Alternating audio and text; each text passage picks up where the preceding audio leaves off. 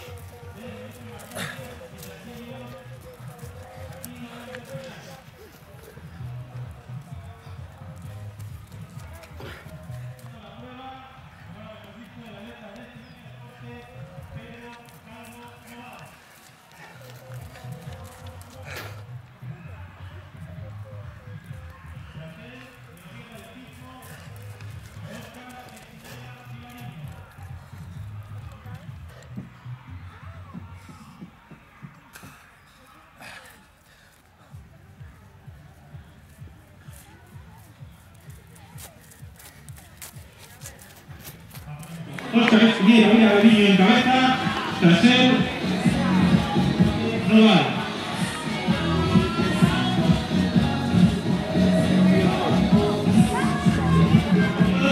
A una distancia ya considerable, el atleta de la categoría veterana, el atleta de la venta de atletismo, Ricardo Noval, del Piloña Deporte.